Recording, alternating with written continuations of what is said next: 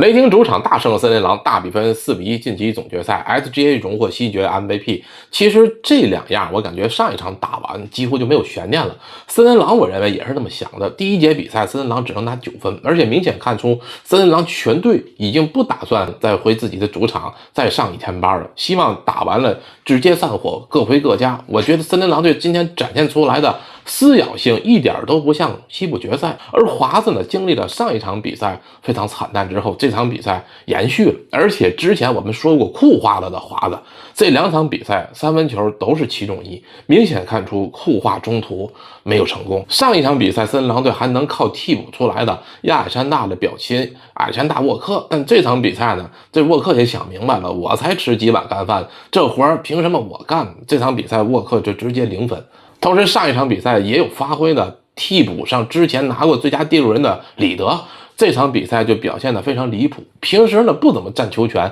这比赛失误连连，同时看见卡鲁索过来的直接就给吓尿裤了，就也显得非常的奇怪。所以整体森林狼队就明显让人觉得他根本不配站在西决的舞台。而其实呢，上个赛季森林狼就已经打西决了，那这个赛季只不过是把唐斯换成蓝豆了，但是整体的感觉呢，让人觉得还不如上个赛季。其实上个赛季华子他怎么率队过掘金这一关的，他其实就是他自己能上身体的大动作，而今天呢，他面对对方雷霆上的身体大动作，他只是在抱怨，他却没有给予回应。同样都是年轻的球队，身体天赋这方面，雷霆也没比森林狼说强到哪去。你不就是内线端俩大个吗？但是你这俩大个体格也不算太壮实啊。但是为什么会出现这种一边倒的情况呢？主要还是由于他打你行，你打他不行。他打你随便打，你打他一碰他就躺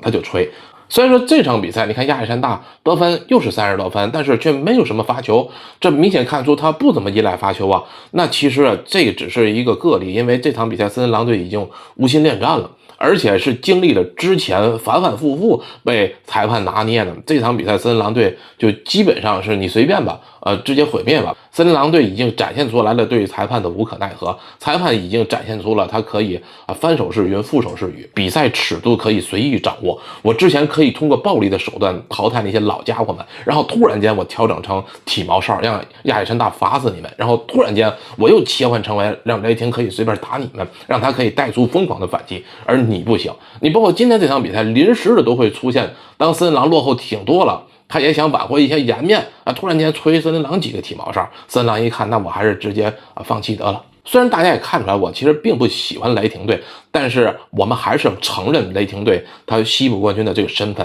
虽然说咱不承认也没用，但是你必须得接受这个现实。因为我早在很久之前我就说过，西部你要论纯实力，只有健康的勇士能够降服这支雷霆，剩下的只有健康的掘金能跟雷霆打一打，那打到抢七胜负看天。剩下的队在7场4胜的系列赛里边，西部没有任何球队能够战胜雷霆，因为雷霆他具备的这个强大的防守反击能力，别的队你本身也不具备那么好的阵地进攻能力，你能做到自己失误少，且你有超级巨星能够在进攻端解决问题，你才能限制雷霆的反击。所以攻守两端以及你方与他方的士气，这都属于互相制约的。而雷霆自己呢，他其实也不具备稳定的阵地战得分手段。之前我们也看到了，没有裁判支持，让他一分一分稳稳找手感，稳稳取分的话，雷霆队阵地也很艰难。也就是说，你这边如果有超级巨星，同时你这边能做正确的事情，他拿你也没辙。但是赶上他现在这个对手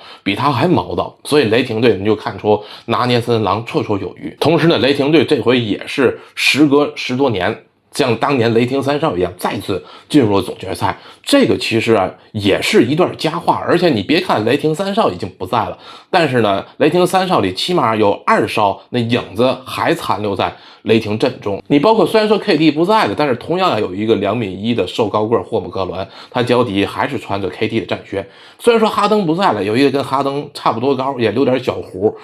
也身穿哈登的球鞋。威少虽然说没有了，但是他有 SGA， 他捧起魔术师约翰逊杯的时候，他穿的也正是魔术师约翰逊的赞助商旗下给他出的签名球鞋。所以说雷霆队你别看这城市不大，但是呢，他其实赞助商们在他这儿早已下了重注。所以从这儿咱们也能看出来，NBA 造星今年可以说是下了血本，而且是已经不计回报了，都不管观众爱不爱看了，我已经顾不上了。因为确实你要从球星的稳定性、原始身高，从脾气，亚历山大也确实是目前中青年这些球星里面也能捧得起来的，可能也就他了。所以大家应该接受这个现实，这个西决有可能是咱们看过的，我是从2000年看到现在是最次的分区决赛了。而且从现在展现出来这个局面来看，雷霆队也很可能凭借他这些优势继续拿到总冠军。但是呢，作为球迷来讲，还是希望东边的步行者是不是能够带来一些新的希望。